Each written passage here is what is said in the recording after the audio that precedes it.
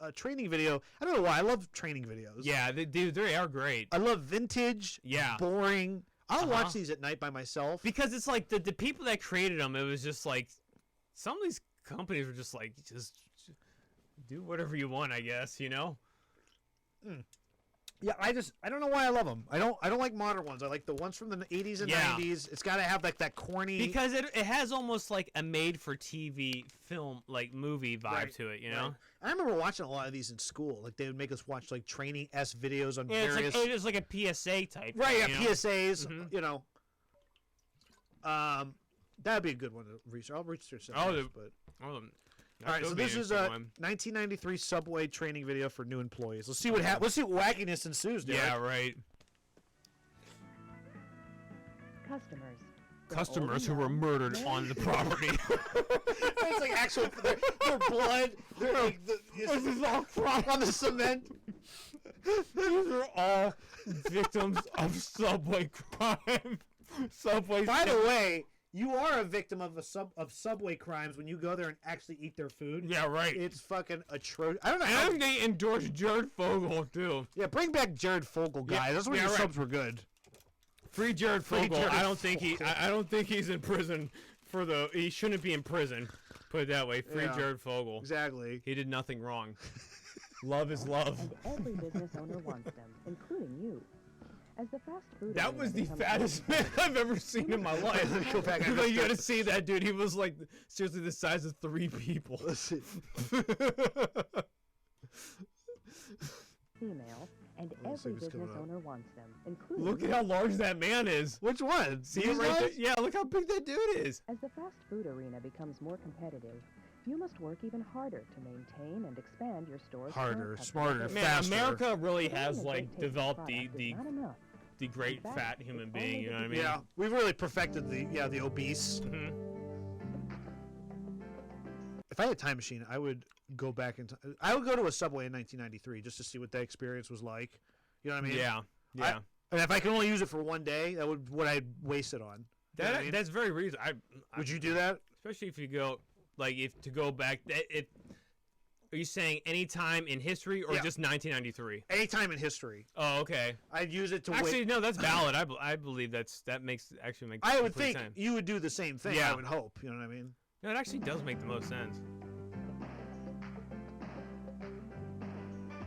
Cutting the onions, baking the cookies. Dude, that'd be sweet if like the drug cartels, like in the '80s, like Pablo Escobar, like he made like training videos for his mules and stuff like that, and they made it real like upbeat and everything, and they just showed like the wacky music. Yeah, right, the wacky music and everything. It's like loading bales on the planes and stuff, and just like handing briefcases over and shit. I hope he did something like that. That'd be great. That dude looked like a psychopath. He did. That was a killer. Go back like 2 seconds. That man was a killer. I mean. Oh wait, no. What the fuck? Before those couple.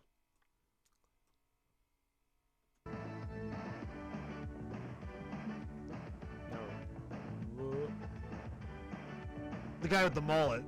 Programmed to kill. Oh yeah, look at he deep throating that. That dude was programmed to kill. He probably never even had like a family. He probably lived in just like a abandoned building's basement, but it was monitored by like just like people. You know what I mean? That he's like released on society. Oh, you'd have to with that mullet. Is never I mean, who else would have that mullet besides someone who lived in a basement guarded by people for their whole life? Look at that! Look, I want you to pay attention to the design of like the early '90s. Oh, I know, with the maps on the wall. Right, that was sweet. Yeah, I love yellow, the floor, and the yellow and the brown. Dude, a lot of fast food, or if not all fast food back then, had that brown floor. I wonder what was up with that. Yeah, I know. And the fake plants. Yeah, the fake plants. Yeah. And the yellow brown color scheme. Remember when you go to McDonald's and you see big obnoxious ferns, and they were so fake. They were like shiny. I miss that so much. Dude, just like you gotta clean those things too, which is like those things are hard. They get real dusty. Exactly. Yeah. Remember that yellow pole that used to be at the counter? Yeah. And as a kid, you'd swing on it as your dad's ordering food. You know what I mean? And then he'd beat you if you was getting out of control. On the and then the old men drinking the coffee would come by and they start just like throwing their coffee on you and just like getting involved, curb stomping you as a child. Because every good McDonald's, like back when we were growing up, in the 90s and stuff. When you would go to McDonald's, there'd always be a group of old men sitting there. Oh, yeah. You know what I mean? Yeah. Like World War II veteran guys just sitting around. Yeah. Always talking about their lawn. Yeah, probably. Yeah. I mowed my lawn this morning. And they come and tell you about it. Yeah, it's like, yep. Yeah. And they just go, yep. And they're drinking like the same cup of coffee all day long. Uh-huh. And then they go to the same gay bookstore maybe that's actually the fountain of youth. Like you've tapped into this unlimited coffee stream. At McDonald's, Do you think you're gonna be like an old man going to like a McDonald's and hanging out with other old men and talk about nothing? Do you envision that for yourself? If it was the right McDonald's, and the right. Why not? If it was the right circumstance, the right people, I would totally do that. Sure. But I wish remember, dude, the one in Warren had that Moon Man thing on the second floor. I know that was insane. Yeah. There was a McDonald's near us that was a glass museum. Yeah, it was insane. It was an actual they modeled it after that really wacky commercial from like the late 80s. Yeah, with the moon playing the piano. There was a big piano upstairs. It was actually a very elegant McDonald's. Why did they? When I was a child, I fantasized about getting married in that McDonald's one day. You know what I mean? It was interesting. Yeah, had a glass. The whole building was glass. Yeah. You could see it from the road. There was a big piano. There was an elevator. It had a water fountain. Yeah. Too. Remember that? Water fountains are out of style. There used to be water fountains. They used to go to a mall. There was water fountains. Yeah, right. The mall. McDonald's. The mall had multiple ones. They don't do water fountains anywhere anymore. Yeah, that sucks. I love water fountains. They are just like taking everything out of society. Right. And to the plainest shit ever. The Rothschilds. Yeah. Yes. Well, could be their plan, but don't give them fountains. Yeah. I mean, why not? I'm sure we could find a video online of the WEF being like malls cannot have fountains anymore. I believe it. I believe that. Yeah. I actually believe that. Yeah. We want to take out the water fountains out of the malls. Dude, I 100% believe there's documents out there like and water fountains and malls, public places going. Yeah. Because what it does ultimately is it makes you get used to the idea that you're going to like nothing, right? Yeah. You're going to like the lack of nothing in this place. Yeah. But you do have this beautiful thing you get to see. Right. They don't want you to enjoy a pretty water fountain. You know what I mean? Yeah. All right, anyway, continue on with this. People who walk through your doors today may not come back tomorrow. The guy's kind of got a nice ass, you know? The guy in the red? Yeah. You mean the lady in the red? Because I'm actually, like, x-ray visioning his ass. Right. All right, let's read this. Reasons why people stop patronizing businesses.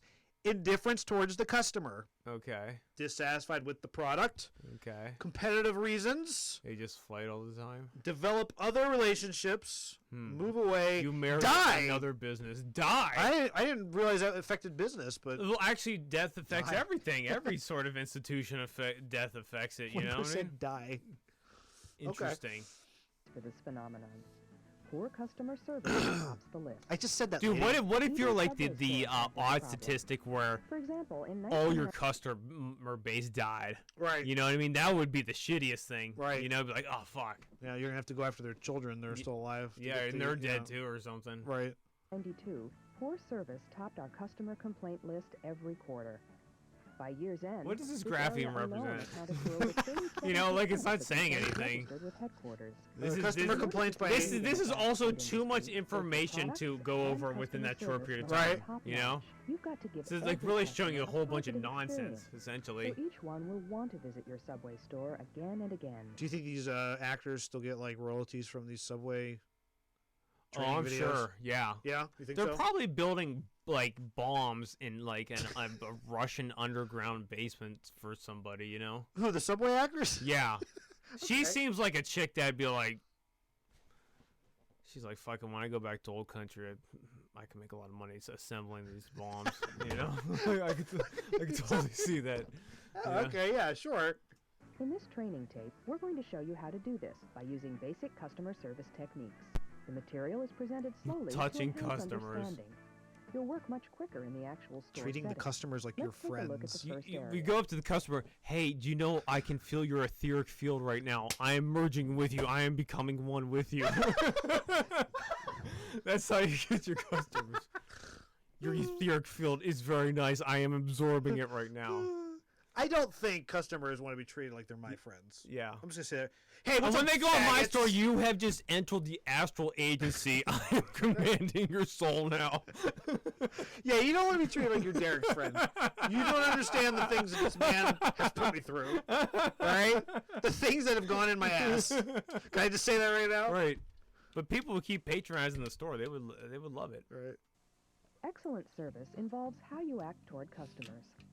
Not only You must should say fill their breast order- contact. Lots of groping. Yeah, lots of groping, lots of staring at females' breasts. That's And how you staring- treat your friends. And when they walk past you, make sure to turn around and check out their ass, like very blatantly. Right. Right. So let's see what they say to how to treat them like friends. order, You so wash their customers can hands? feel You welcome. wash the customer's hands? Yeah, give them a nice bath. you Yeah, know? I guess so. Appreciate their business. This is a task that Pleasant involves several conversation. Eye contact. Stare at them. Yeah. You know, obsessively. What if, like, pleasant conversation, you're, the guy's like, he finds it very pleasant to talk about blowing the employee at the place, and so you have to be you have to have a pleasant conversation with them, and he ends up blowing you. Is that what we're setting up here? Let's This start might happen.